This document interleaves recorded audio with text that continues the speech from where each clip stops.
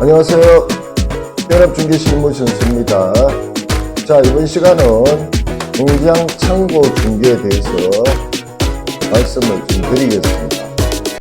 자, 공장 창고를 중개하기 위해서 우리가 필수적으로 알고 있어야 할 지식 핵심 사항을 한번 짚어보겠습니다.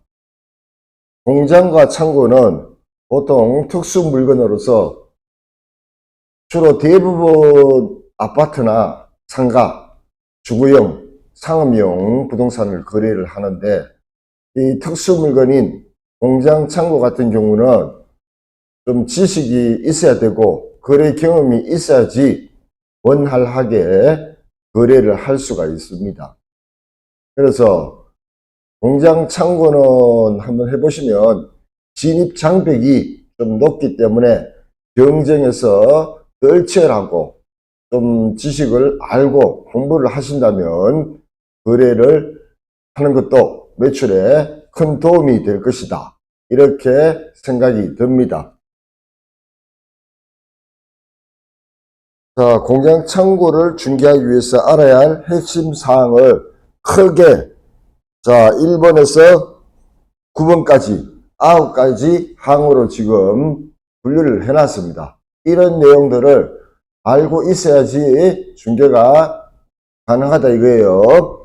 자, 첫째 먼저 공장의 종류, 구분 어떻게 하고 있는지 그거에 대해서 한번 알아보고, 두 번째는 공장은 입지 형태에 따라서 크게 두 가지로 구분되는데 그 입지 형태에 따른 분류 세부 내용들을 한번 좀 짚어보겠습니다.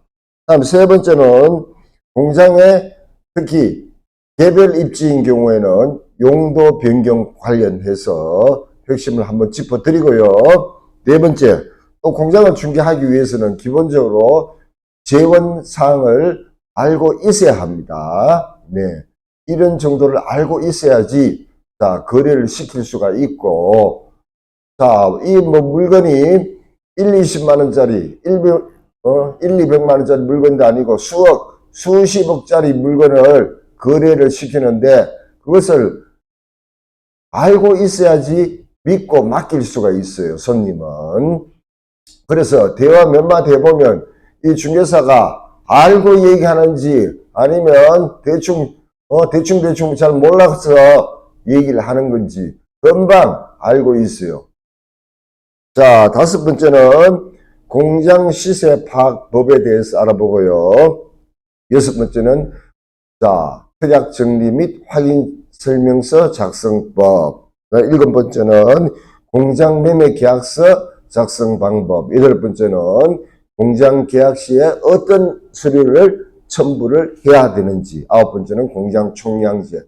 이렇게 9가지 단계로 지금 나눠놨습니다. 그래서 대략적으로 핵심 맥만 한번 쭉 짚어드리겠습니다. 자, 공장의 종류 구분이라고 있습니다.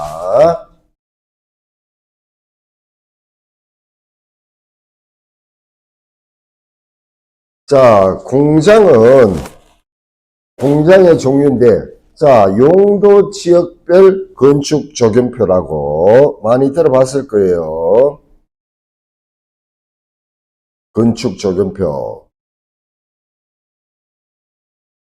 용도 지역별 건축 조경표를 잠깐 보여드리면, 이겁니다. 우리가 공법 시간에 배우셨죠? 가로축은 용도 지역에 대해서 나와 있고요. 세로축은 건축물의 세부 분류 1군에서 9군까지 이렇게 나와 있습니다. 그래서 이 부분을 중심으로 해서 공장 용도 지역별 건축 조경표를 아셔야 됩니다. 공장이 들어올 수 있는 입지는 대부분 공업지역이죠. 그 다음에 주로 공업지역이고, 그 다음에 또 자연녹지라고 이게 지금 있습니다. 자연녹지 이 부분. 그 다음에는 주로 계획관리지역.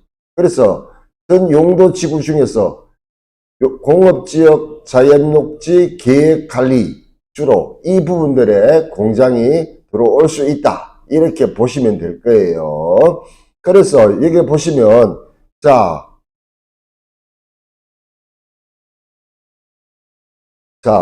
공장은 공업지역 자연녹지 계획관리 그렇게 이야기 드렸고요. 크게 공장은 실무상 공장의 범위를 말씀을 좀 드릴게요. 공장은 일종근생 소매점이죠. 이거 하고 크게 세 가지로 분류됩니다. 그 다음 이종근생 제조업소라고. 그럼 세 번째는 공장입니다. 이렇게 세 가지로 분류가 되고 있어요. 이렇게 분류하는 기준은 뭐냐? 건축물 대장상에 주 용도가 이렇게 나와 있죠. 기준은 바로 도로폭이라고 보시면 돼요. 도로폭.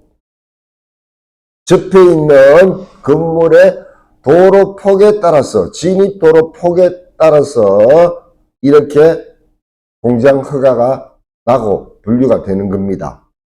그래서 예를 들면 일종건생이라면 4m 미만, 그 다음에 이종건생은 4m 이상, 6m 미만 이렇게 보시면 되고, 공장은 6m 이상 진입도로폭 관계입니다.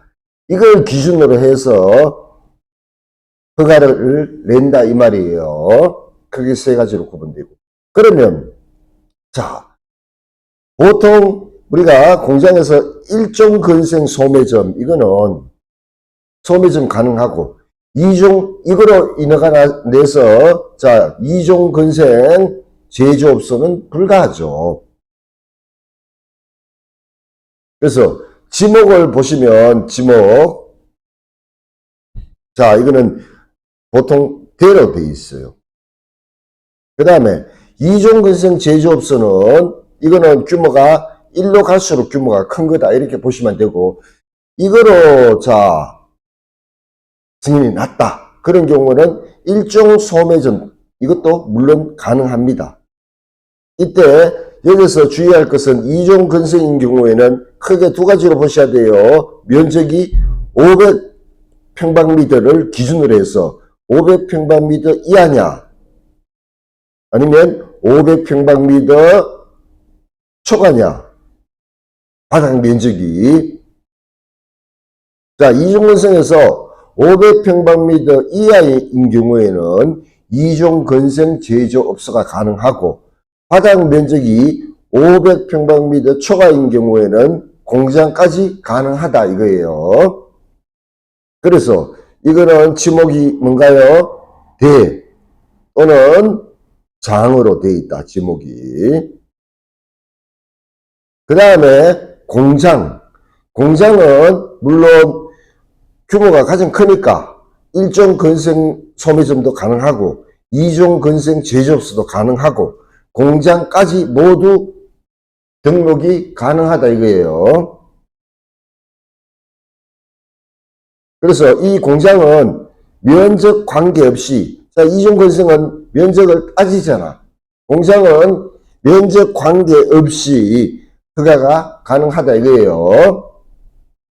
그런데 이종건생 요거 보시면 제조업소 공장 등록을 하면 500평방미터 초과되는 것으로서 공장 등록을 하면 장으로 표기되고 지목이, 그렇지 않으면 대로 표기가 된다 이렇게 보시면 됩니다. 또 한 가지는 지목관계 말씀드렸고요. 또 한 가지는 도시계획 심의가 있어요. 산지법에 따라서. 이거는 일종건생 소매점은 심의 대상이 아니다. 이종건생도 제조업소도 심의 대상이 아니에요.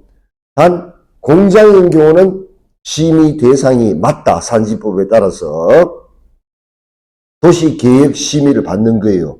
이거는 외주 용역비가 뭐 1,000만 원에서 억대까지 그렇게 들어가고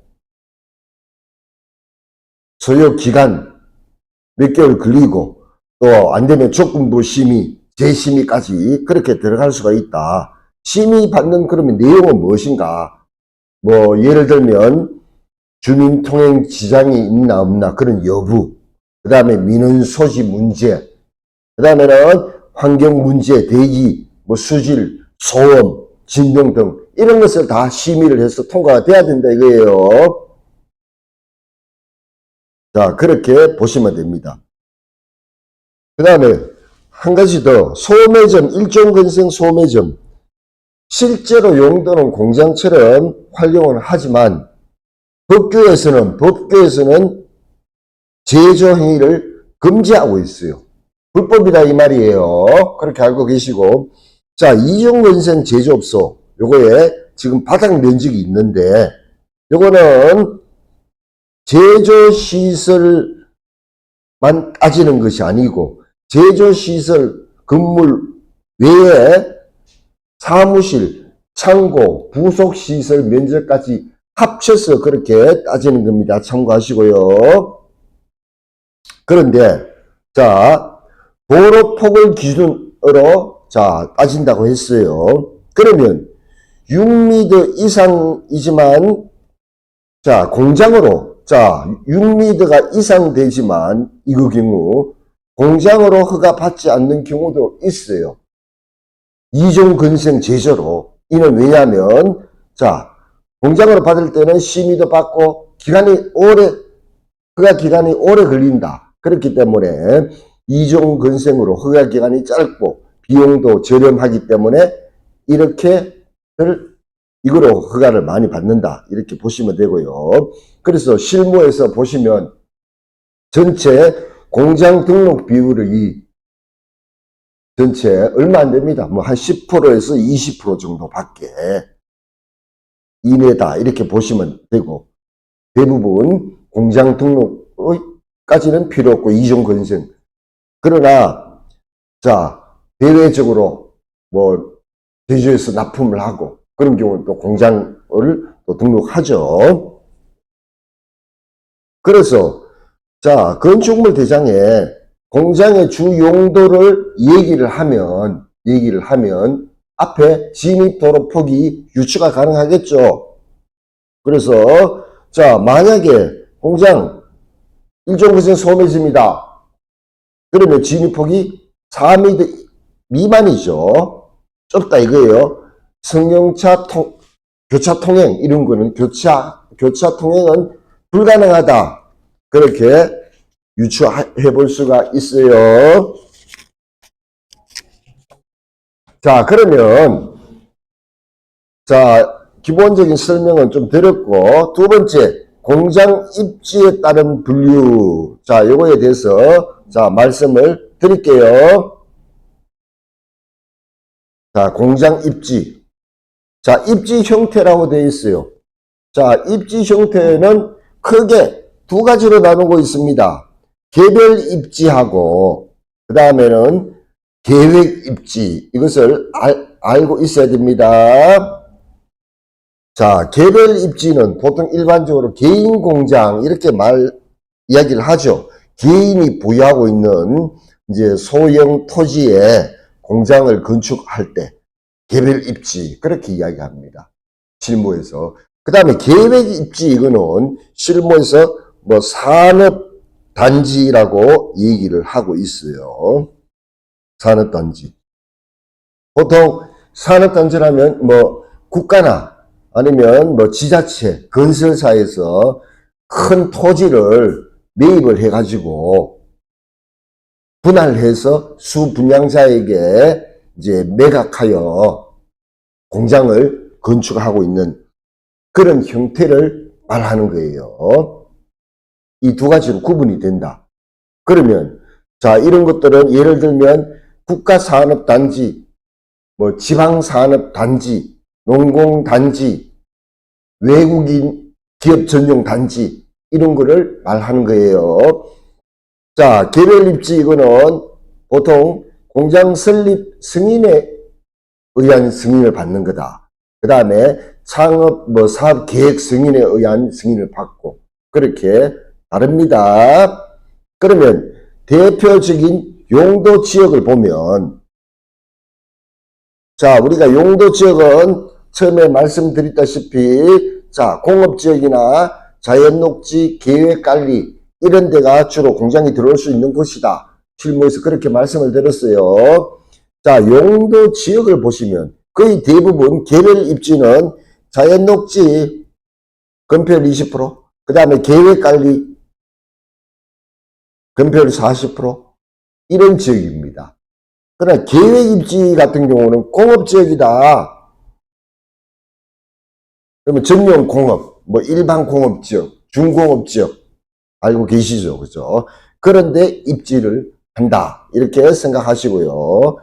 그 다음에 또 행위규제법이 있어요. 행위규제. 이거는 보시면 국계법에 의해서 개별법으로 그렇게 하고 있고 개별법 상당히 복잡하고 까다롭습니다. 토지 관련 법령을 따져야 되고 한 80여 개 돼요. 그 다음에 공장 설립 관련 법령 규제 이런 게 한 30개 가까이 됩니다. 그래서 굉장히 까다롭고 복잡하다 이렇게 보시면 되고 이거는 산업단지 관리 기본 계획이 있습니다. 어디에? 산지법에 따라서 산지법에 따라서 거기에 규정을 따른다. 그래서 입주계약 산업단지에 입주계약을 하게 되는 거예요. 입주계약을 하면 공장 설립 의제 처리가 된다 이거예요. 그래서 절차는 이게 훨씬 간편하다. 그렇게 보시면 됩니다. 그래서 자 그렇게 알고 계시고 그 다음에 공장을 등록할 때 등록 절차를 한번 볼게요. 자 먼저 개별 입지에 공장을 하겠다. 그러면 공장 등록이 가능한 곳인가 가능 지역인지를 검토를 해야 한다 이거예요. 그 다음에 건축물의 용도 아까 전에 말씀드렸죠. 건축물의 자 용도 자 다시 한번 보여드리면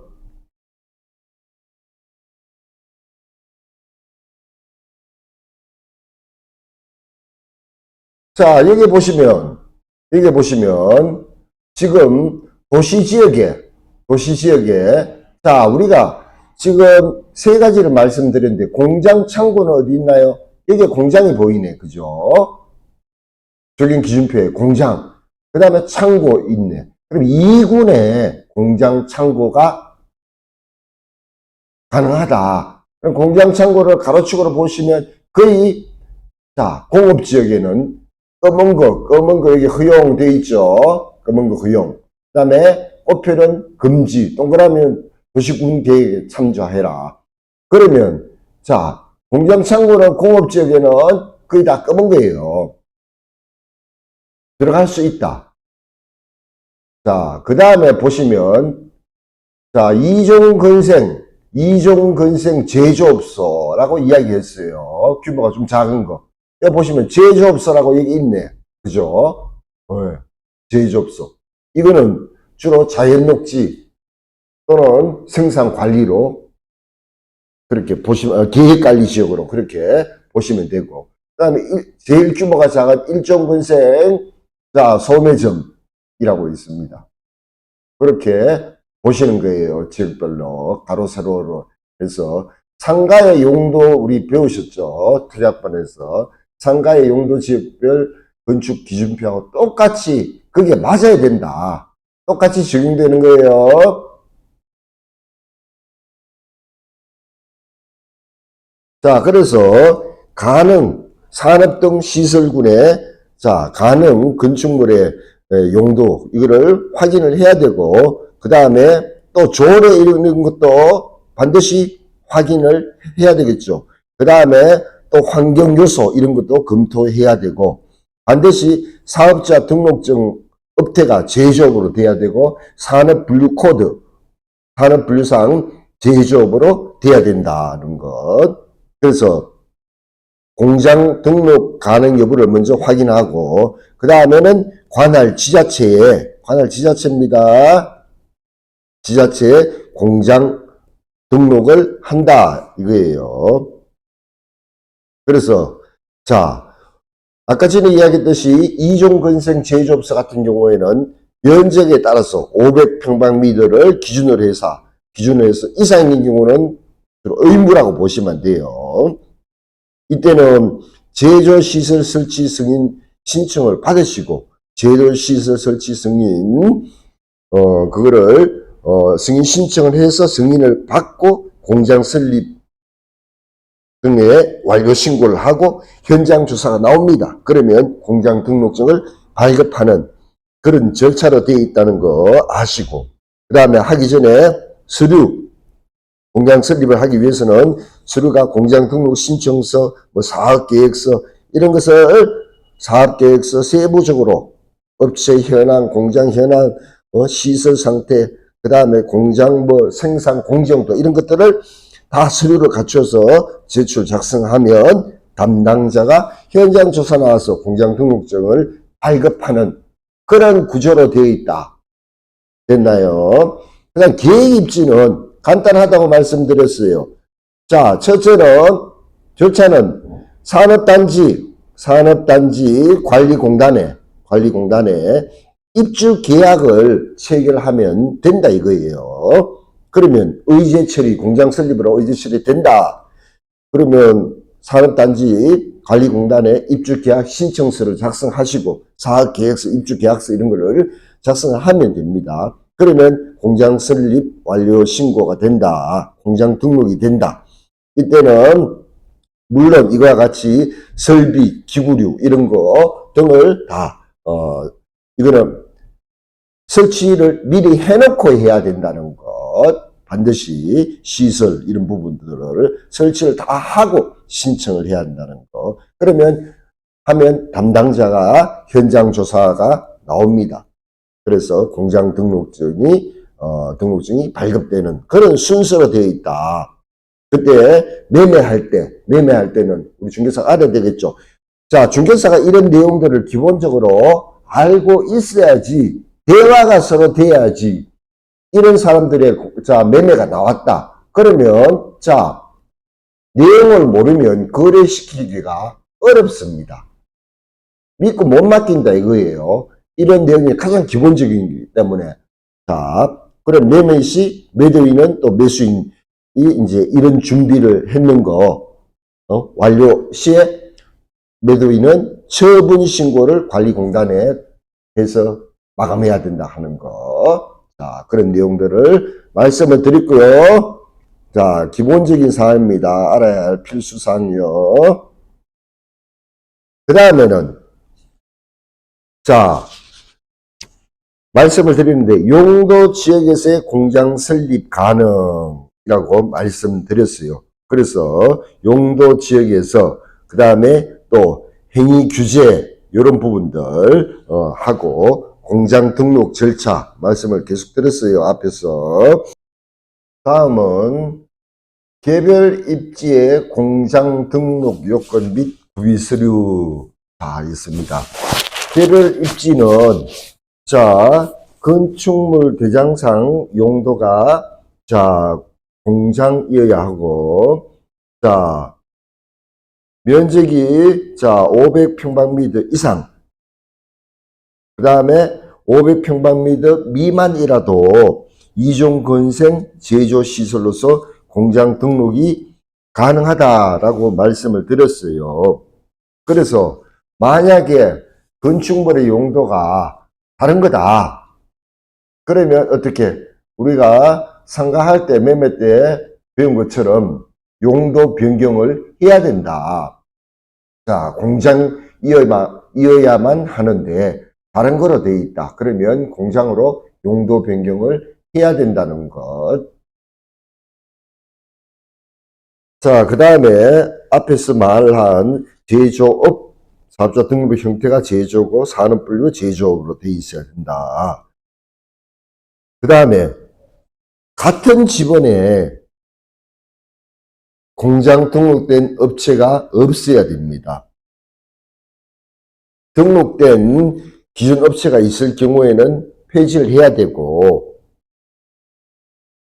축소 변경 이런 신청을 해야 됩니다. 그 다음에 등록업종 제한 구역이 아니어야 한다. 이렇게 알고 계시고. 그 다음에 또 불법이나 정축, 개축된 그런 부분들이 있어서는 또 안 되고. 그 다음에 특히 용도 지역을 잘 따져봐야 되고요. 뭐 전용 주거, 보존 녹지, 농림 지역 이런 지역은 공장 등록이 아예 불가능하죠. 그 다음에 또 소음, 진동, 오폐수, 배출 기준 이런 것도 확인을 해야 되고 맞아야 돼요. 기준치 이상 배출 시에는 다른 어떤 방지 시설을 갖춰야 된다는 것, 그것도 알고 있어야 됩니다. 그러면 자, 뭐 서류, 개별 입지의 공장 등록의 구비 서류들 그런 것들이 또 있습니다. 있고 그 다음에 계획 입지 단지. 자, 여기 보시면 입주 체결 계약 시, 매매 임대 시에 뭐 구비 서류들 다 별도로 다 있습니다. 자, 매매할 때는 양도인이 예를 들면 처분 신고서, 그다음 매매 계약서 뭐 이런 것들, 양수인은 입주 계약으로 한다고 했죠. 신청서, 사업 계획서, 사업자 등록증, 부분 등기부 등본 이런 것들이 필요하다. 그 다음에 만약에 임대차일 경우에는 또 어떤 서류가 필요한지 임대차는 그것도 확인이 또 돼야 됩니다. 자, 그렇게 알고 계시고, 자, 용도 변경은 다시 한번 더 강조하는데 공장의 용도 변경 요거 보시면 개별 입지일 경우에 따져야 되죠. 아까 전에 그 건축 조경표에 의해서 하위에서 상위로 갈 때는 어떻게 허가를 받아야 되고, 그 다음에 하위로 갈 때는 신고사항, 그 다음에 동일 시설 내에서 갈 때는 지시사항 변경 신고사항이다. 그렇게 상가하고 똑같이 그렇게 적용이 된다. 그렇게 이해하시면 됩니다. 그 다음에 중요한, 자, 네 번째, 공장 중개 시 재원 확인 사항.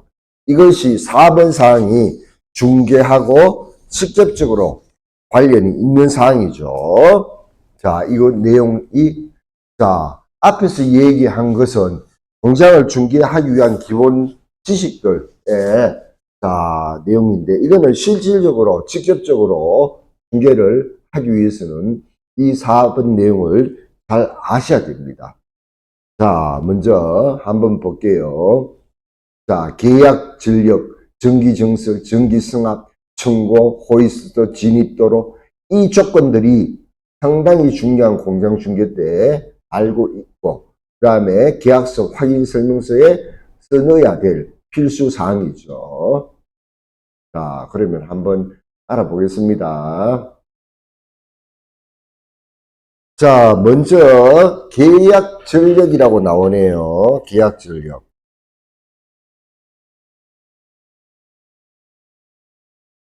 자, 계약 전력은 자, 사업장에서 한전에 사용 요청한 계약한 전력을 말하는 거예요. 그래서 계약 전력 양에 따라서 전기 기본 요금이 정해지죠.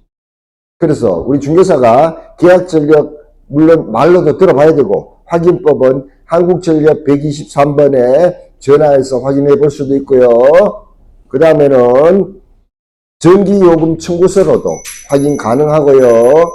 또는 변압기에도 명시가 되어 있습니다. 확인 가능하고요. 그래서 중개를 하기 위해서는 계약 전력 이것을 반드시 알아야 된다. 그 다음에 자, 건물의 전기 전체 사용량이 예를 들어서 75kW다 이상인 경우에는 전기 안전 관리자를 선임할 의무가 있는 거예요. 그 다음에 150kW 이상이다. 그런 경우는 수변전 설비 의무사항이고, 증설 비용은 뭐 킬로와트당 보통 지금 한 15만원, 17만원 정도 할 거예요. 그렇게 알고 있어야 돼요. 그래서 보통 공장에 이제 뭐 기계, 금속, 자동차 부품 생산업체, 그런 계약 전력은 평균 보통 한 30에서 50 정도 킬로와트 정도 된다. 이렇게 알고 있으면 됩니다. 자, 그 다음에 전기증설, 전기승합, 이거 말씀드릴게요. 전기증설하고 전기승합. 자, 말은 들어보면 단어 표현이 비슷하면서도 어떻게 해요? 다른 용어인데 현장에서 실무에서 보시면, 자, 공장에 계시는 분하고 얘기하면 매매 계약할 때나 그 다음에 임대차 할 때야 그냥 현장에서는 혼용해서 사용을 하고 있어요. 자, 지금부터 분명하게 아셔야 됩니다. 전기증설, 이거는 뭔가 하면 한전하고 계약된 기존 전력을 높이는 것을 의미한다. 그러니까 전기량을 늘리는 것이에요. 예를 들면 계약 전력이 5kW이다. 그러면 그거로는 안 되죠. 기계 넣어야 되지. 냉난방기 넣어야 되지. 생산 뭐 제품 운반하는 거 그런 거 해야 되지. 그래서 총 필요한 거는 50kW가 된다 이 말이에요. 그러면 부족하잖아. 엄청 부족하잖아. 그러면 45kW를 부족분 증설해야 된다 이 말이에요. 그러면 아까 전기 증설 비용은 킬로와트당 한 15, 17만원 했죠. 그러면 곱하기 해보면 비용이 얼마 드는가 알 수가 있겠죠. 그래서 전기 증설이라는 개념을 제가 말씀드렸고, 전기 승합, 이거는 자, 전압을 높여가지고 공급의 효율을 높이는 것으로 보통 220V 이거를 요즘은 현장에서 380V로 보통 높여요. 그래서 이것을 전기 승합이라고 하고 있어요. 그래서 380V로 사용 가능한지 여부는 배전반을 보면 알 수가 있어요. 배전반이 3상이면 배선이 3개, 4개 이렇게 막 연결되어 있다. 그러면 3상이다 이래요. 이건 가능하다. 그러나 단상인 경우에는 배선이 2개밖에 연결 안 돼 있어요. 이때는 불가능한 거예요. 그런 것도 알고 계셔야 돼요. 참고로 지금 전기를 만약에 증설을 했다. 그러면 임대차 했는데 임대차가 임차인이 전기 증설을 했다. 그러면 임차인의 비용으로 보통 증설을 하죠. 그러면 계약이 완료됐거나 나갈 때 어떻게? 그거를 철거해 간다.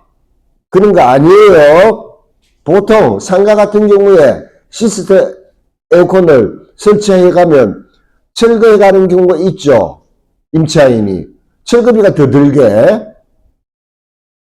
그렇기 때문에 반드시 공장 전기는 증설을 했다고 계약해 주시 임차인이 철거하거나 가져갈 수는 없고, 건물 소유주로 남게 되는 것은 기본 상식이에요. 알고 계셔야 됩니다. 자, 그렇게 말씀을 드렸고, 그 다음에 청고 관계 상당히 중요해요. 공장 창고에서는. 자, 청고, 처마, 용마루, 그런 말들이 있죠. 공장을 전문적으로 이렇게 한 분들은 그렇게 이야기하는데, 자, 공장이 지금 이렇게 생겼어요, 모양이. 그러면, 자, 제일 위에 높은 거 요거 뭡니까? 용마루라고 해요, 용마루. 지면에서 이 높이를 용마루. 됐나요? 그 다음에, 처마, 요거, 6가지 높이, 요거를 처마라고 합니다. 그러면 건축물 대장의 높이라고 되어 있는 거 있죠? 그거는 어느 걸 이야기하느냐? 용마루를 이야기하는 거예요. 건축물 대장에. 그러나 실무에서 자, 손님하고 이야기할 때 공장 높이 얼마냐? 처마 기준으로 이야기하는 거예요. 처마 기준으로 해야지 물건도 집어넣고 높이를 알 수가 있다 이거예요. 정확한 물건까지 넣고 이렇게 하잖아요. 예를 들어서 건축물 대장에 용마루 높이가 9.8m, 8m 이렇게 돼 있다. 그러면 우리는 일반적으로 건축물 대장만 보면 약 여기서 대충 약 한 1.5m 정도 빼면 1.5m 빼면 얼마입니까? 8.3m가 되겠네. 이게 처마 높이다 이렇게 보시면 된다 이거예요.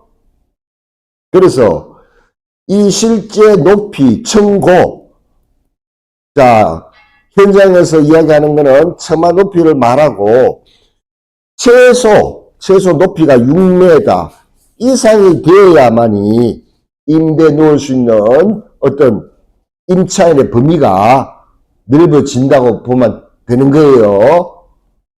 그렇게 이해하세요. 자, 청고 말씀드렸고요. 그 다음에 호이스트, 듣기는 많이 들어봤을 거예요. 호이스트는 자 뭔가요? 물건을 이동시키는 기구라고 보시면 돼요. 공장 안에서 무거운 물건을. 자, 호이스트라고 보면 주로 많이 사용하는 게 현장에서 2.8톤, 그 다음에 5톤 이렇게 주로 많이 설치를 합니다. 필요에 의해서. 없는 것도 있고 공장 내부에서 이렇게 보면 공장 내부에 있으면 여기에 자 기둥 철제빔 해가지고 기중기라고 보시면 돼요. 기중기. 물건을 들어 올려 가지고 일로 이동시키고 아래로 올리고 무거운 물건을 이거를 호이스트라고 해요. 그러면 이 비용도 만만치 않아요. 2.8톤 같은 경우 지금 한 25년 시세로 뭐 한 대당 한 1,300, 1,500 이거는 5톤은 더 비싸겠죠. 한 1,800, 2,000 이 정도 보시면 돼요. 그래서 특히 자 호이스트 이거는 안전에 관련되기 때문에 2톤 이상인 경우 설치를 한다. 사업장에 설치하면 설치한 날로부터 3년 이내에 최초 안전검사 실시하고 그 이후에 2년마다 안전보건관리공단 있죠. 거기에서 실시하는 안전검사도 자 누가 운영자가 받아야 돼요. 그래서 공장 임대할 때 호이스트를 이거 있나 없나 이것도 보셔야 되고 그러면 만약에 호이스트가 없다 그러면 어떻게 임차인은 필요하다 그러면 직접 설치를 하고 나중에 중간에 나가겠다 이러면 호이스트는 어떻게 이 가지고 철거해서 가져가는 경우도 있고 아니면 이거 철거하기 또 비용 들고 불편하니까 임대인한테 어떻게 매입 의사가 있냐 이렇게 물어봐서 가격 협의해서 임대인이 인수해 갈 수도 있다는 것 참고하시고요. 아까 전기 전설에서 했는 경우에는 그거는 손 못 대고 그냥 나가야 된다 말씀 분명히 들었어요. 그런 내용을 아셔야 됩니다. 자, 그 다음에 순서대로 쭉 합니다. 그 다음에 진입도로 관계. 자, 진입도로가 상당히 중요하죠. 아까 전에 진입도로 폭에 따라서 공장 종류 구분이 세 가지로 된다고 말씀을 드렸어요. 우리가 공장뿐만 아니라 단독주택을 매매할 때도 진입도로, 자, 진입도로가 여기 건물이 있다. 4m 폭 2m 접하는 거. 단독주택도 그렇고 공장도 그렇고 건축을 할 수 있는 요건이죠. 건축을 허가받을 수 있는 요건이다. 진입도로. 그래서 자동차와 사람이 모두 통행할 수 있는 도로로 공장에도 이런 걸 있어요. 따져야 됩니다. 너비 4m, 대시 2m 도로에 접하고. 만약에 연면적의 규모가 상당히 크다. 2,000평방미터. 합계가 공장은 3,000평방미터 이상 건축물의 대지는 예를 들면 도로 폭이 더 커야 된다. 6m 이상, 4m 이상 접해야 된다. 그런 기준을 알고 계셔야 하고요. 예를 들면 만약에 자동차 전용 도로에 접해 있다. 다른 진입도로는 없고 그거는 명지예요. 지금 말하는 건축법에서 허용하는 거는 뭔가요? 이런 규정인데 사람이 보행하고 자동차가 통행 가능한 도로를 일단 엔더 기준이에요. 그런데 자동차 전용 도로에 접해 있다고 그거는 어떻게? 사람이 못 다니잖아. 그렇기 때문에 조건을 만족 못한다. 명지라고 보시면 돼요. 그 다음에 자 공장 도로는 이면 도로에 있는 공장도 있고 2차선 도로에 있는 공장도 있어. 그러면 2차선 도로 폭이 넓은 그런 게 좀 더 비싸겠죠. 그 다음에 또 도로 점용 허가 이런 것도 따져봐야 돼요. 자 차량이 보도를 질러서 진입하는 경우가 많죠. 그래서 공장 매물시 매도인한테 도로 점용료 납부 여부 물어보셔야 돼요. 그래서 이거는 도로 점용 허가 만약에 납부한다 그러면 도로 점용 허가 권리 의무 이 상대 신고를 어떻게 하고 매수인이 어떻게 소유권 이전하고 난 뒤에 30일 내에 또 해야 됩니다. 미신고 시에는 과태료가 있어요. 그래서 그 관계도 또 알고 계시고.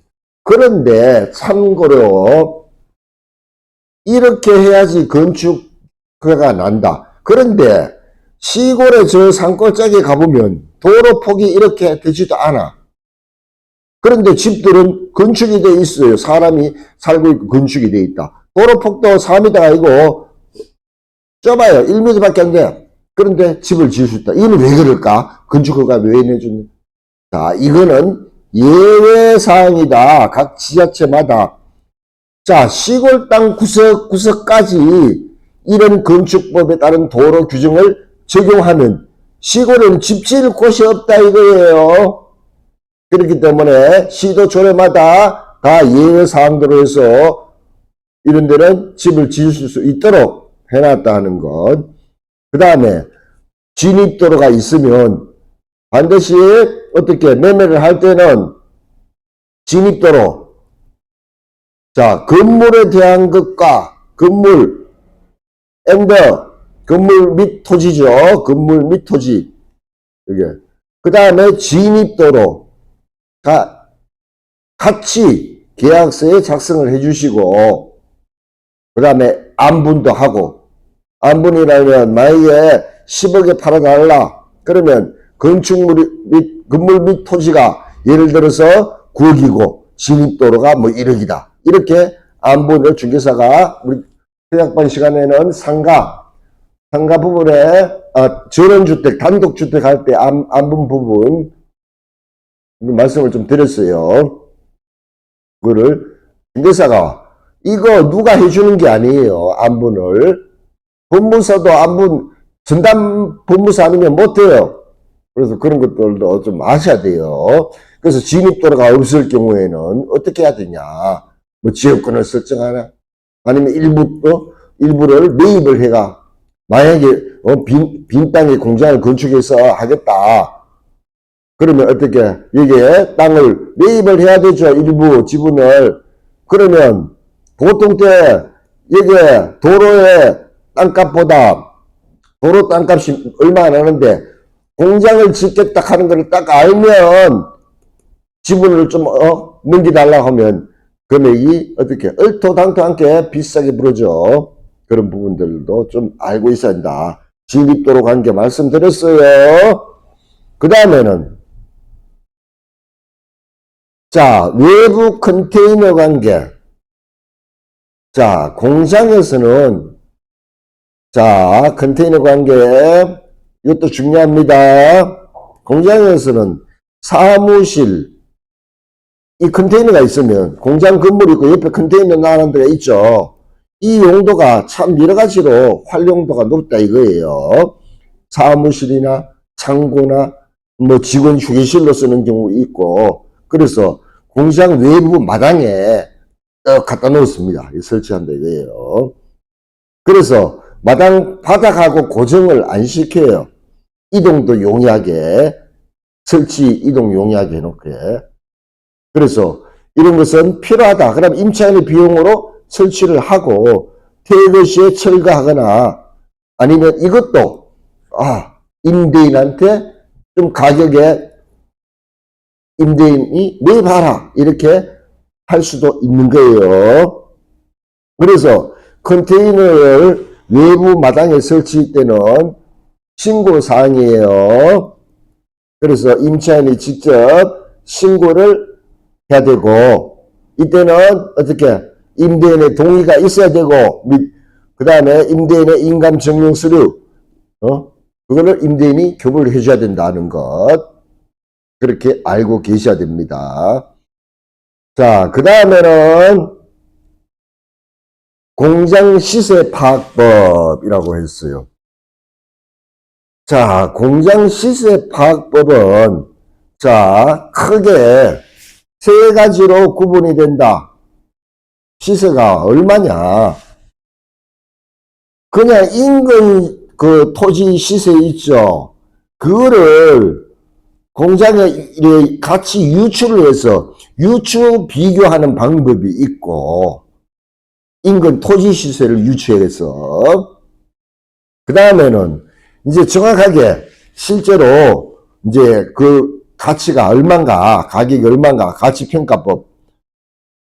뭐 일반적으로 우리가 옛날에 공부 시간에 어디서 배웠죠. 복성식 방법으로 정확한 가격이 나오는 거죠. 그렇게 하는 방법이 있고, 그 다음에 또 한 가지는 우리가 시가 표준액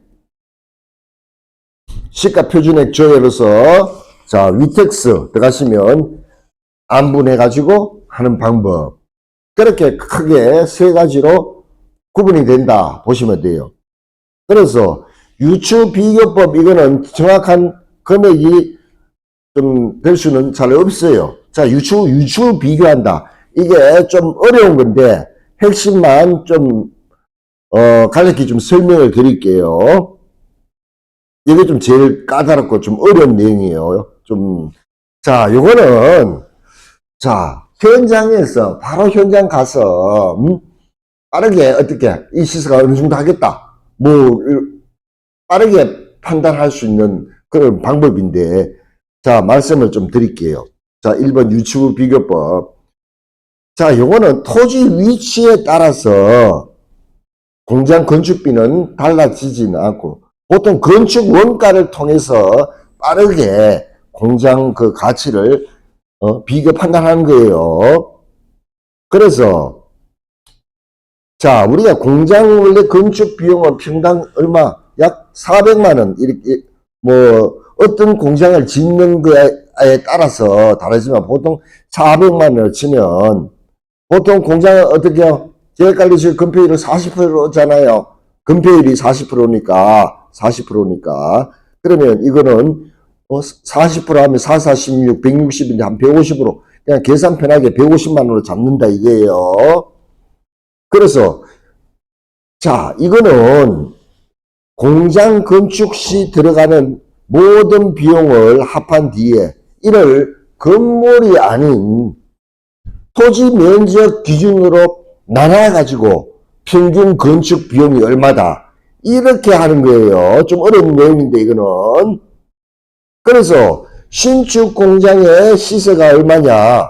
그러면 토지 면적에다가 곱하기 해서 토지 그 평당가 나오죠. 평당가. 그 다음에 그래서 150만 원. 이렇게 하시는 거예요.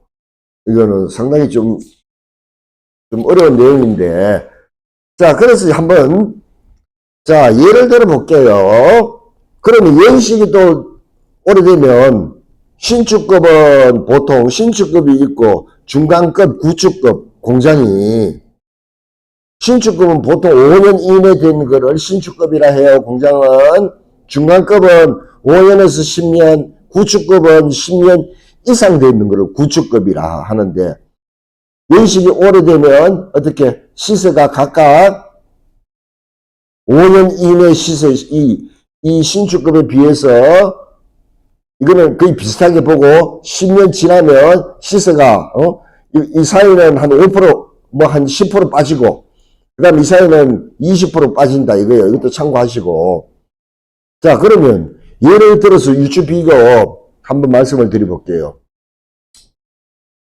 자, 이건데 유추 비교 보시면 인근의 토지 시세가 평당 200만 원이다. 예를 들면 평당 200만 원이다. 그러면 우리가 이제 신축 공장에 있는데 공장에 있어 누가 팔아달라 하는 거예요. 신축 공장에 자 1층짜리 건물인데 토지가 예를 들어서 300평이다. 이런 매물을 접수를 받았다. 그러면 이게 금액이 어떻게 얼마 15억이에요. 팔아달라. 누가 이렇게 이야기한다 이거예요. 손님이. 그러면 이 적정가가 이게 맞는지 유추 비교법으로 확인을 빠르게 하는 방법. 자, 아까 말씀드렸다시피 자, 토지 이거 200만 원 평당 이거 플러스 아까 150이라 했어요. 자, 150을 넣으면 된다. 150만 원 평당. 그러면 어떻게 이거 하면 350만 원 나와요. 평당 적정가가 토지에 대해서. 그러면 전체 300평이니까 자 350만 원 여기 350이죠. 그래서 평당을 하면 약 얼마? 이거 하면 10.9 나오네요. 10.355 10.5억 공장 적정가. 이거는 상당히 조금 어려운 부분이에요. 이렇게 한다는 거 참조하시고요. 자, 그 다음에는 두 번째 방법 이제 정확하게 자 이런 유추 비교법을 사용하면 자 조건이 있어요. 땅마다 투입되는 건축 비용이 다 달라요. 자연 녹지 이런 데는 생산 녹지는 최대 건폐율이 20%고 계획관리는 건폐율이 40%인데 같은 용도 지역에 있는 계획관리를 기준으로 한정을 하셔야 되고 그 다음에 토지 시세 이것도 또 달라요. 공장만 지을 수 있는 토지보다 상가까지 상권이 형성되어 있는 토지가 더 비싸죠. 그래서 상가까지 지을 수 있는 토지의 시세를 비교해서 어떻게 앞에 그 내용에 적용을 하면 또 안 되는 거예요. 그 다음에 건축비가 또 오르면 아까 150만 원을 기준으로 넣었는데 이거보다 더 높은 금액을 올려야 돼요.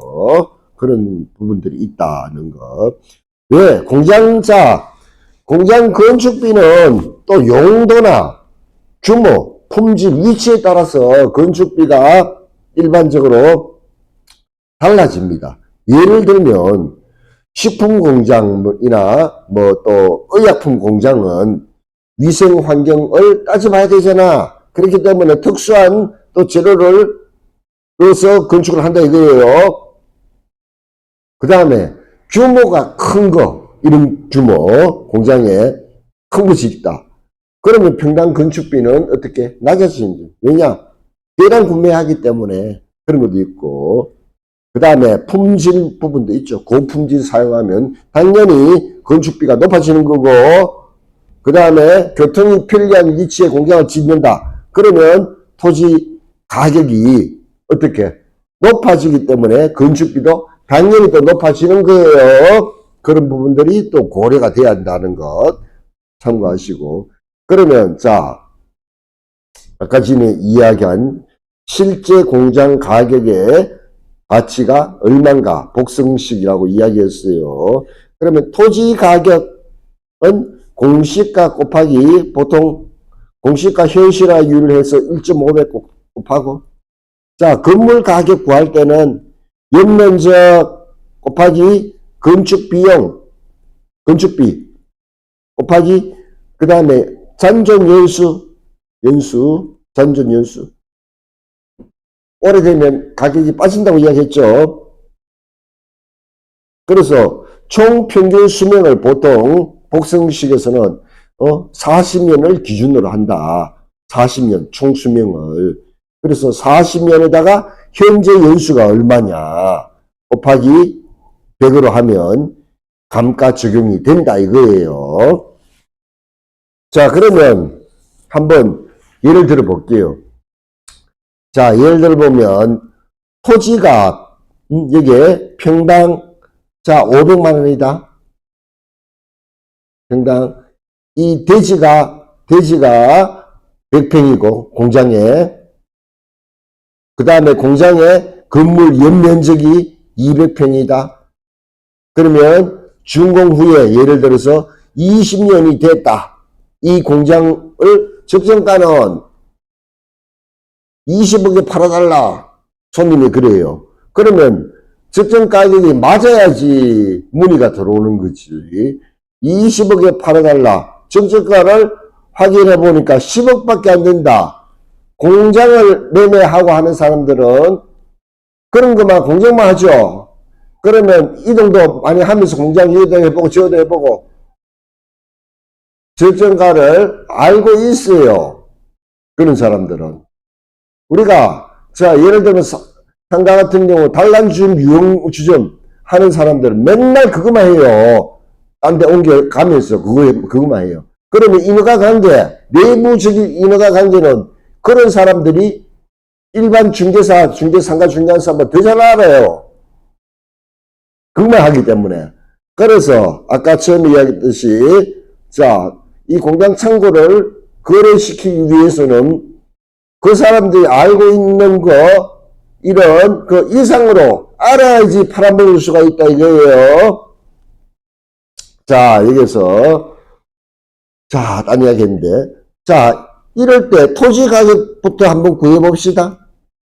토지 가격 그러면 평당 500만 원인데 어떻게 100평이다. 그러면 토지 가격 5억 이렇게 나오는 거죠.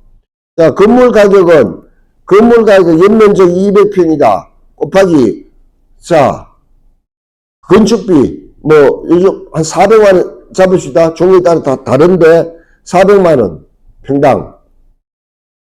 그 다음에 연수는 만약에 한 20년 된 건물이다. 그러면 아까 전에 요거 적용한다고 했죠. 연수 20년, 40년 총 수명 기준. 이렇게 하면, 자, 얼마 되나요? 자, 이거 2분의 1, 248, 4억 되네요. 나누기 얼마? 그러니까 토지 가격은 얼마? 4억. 토지 가격은 5억, 건물 가격은 4억, 총 9억이 적정가다. 이런 식으로 하는 거예요. 그런데,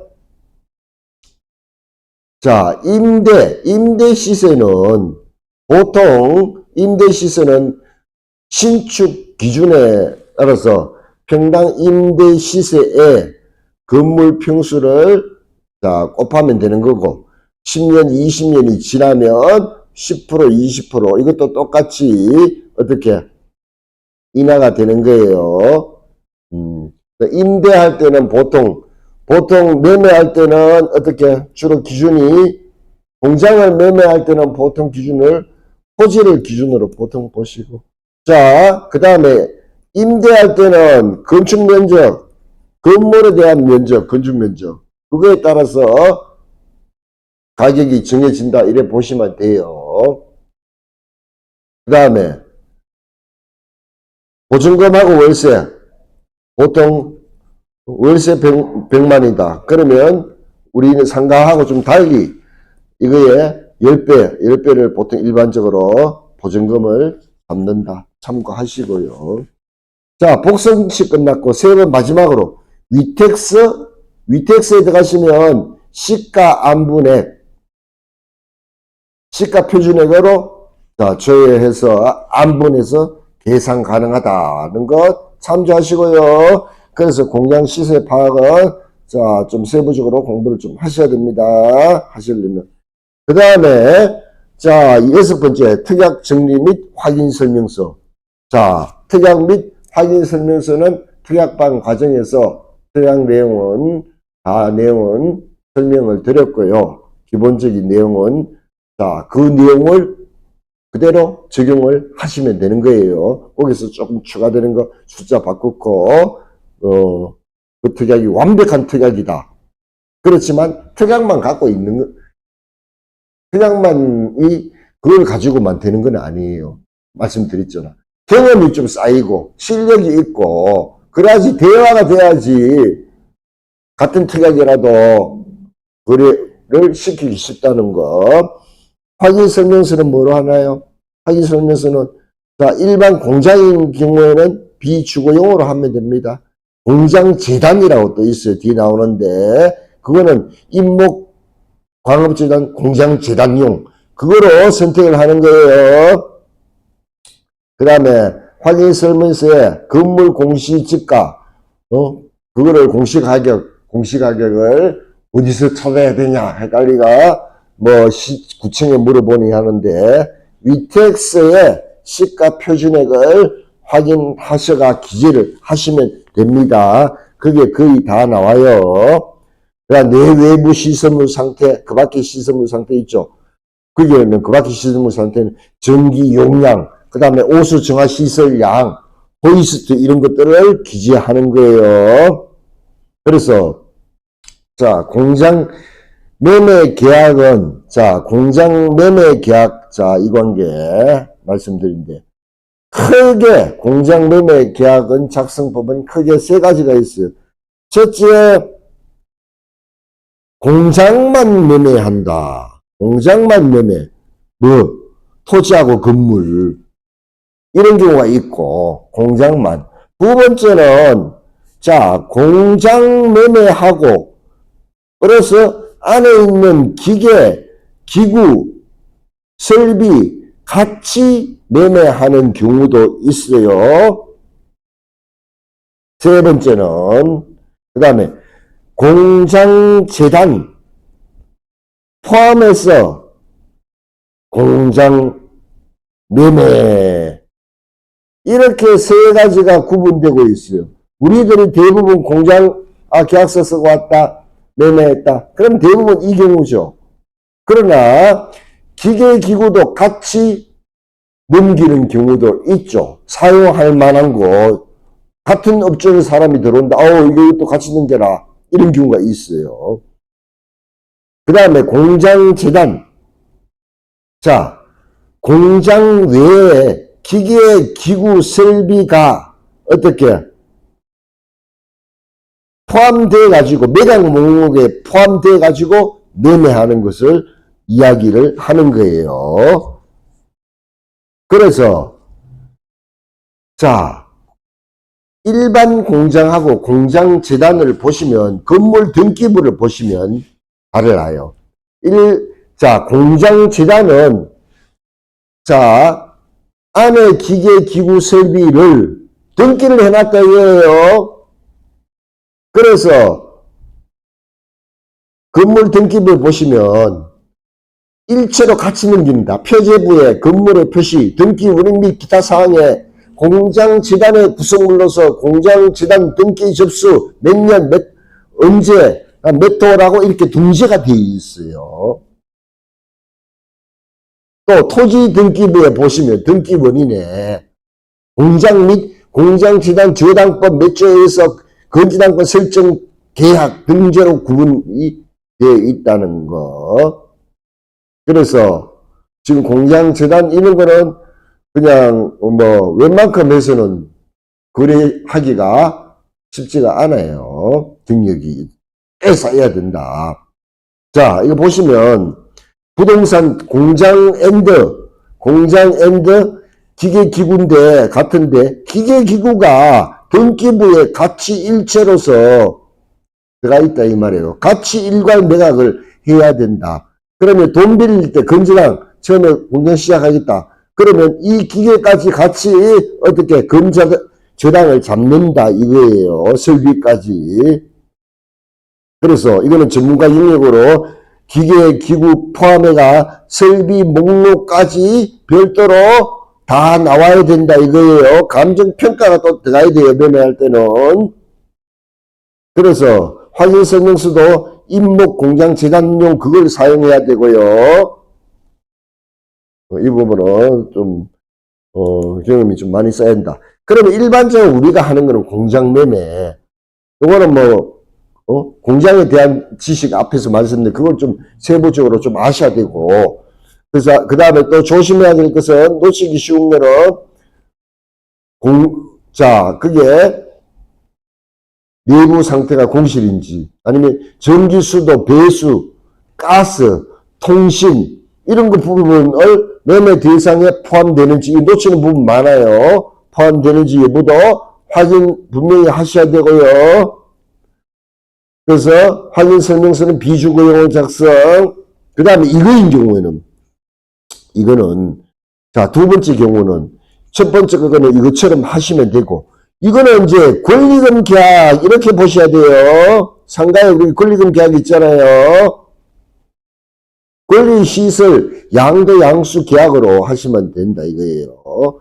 그래서 예를 들면 자, 총 거래대금이 7억이다. 자, 거래대금 7억.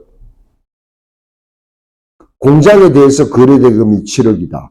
그 다음에 이거는 기계기구 이거는 별도로 권리 양도 양수 계약서로 이제 행정사가 해야 되겠죠. 시설 및 기계 1억 5천 부가세 별도 설비 리스트하고 권리금 계약이라 이렇게 보시면 되는 거예요. 이거는 건물 7억이면 자 건물 예를 들어서 총 거래대금이 7억이다.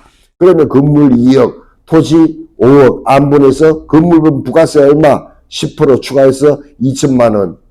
그래서 7억 2천 거래. 이렇게 하시면 되는 거고.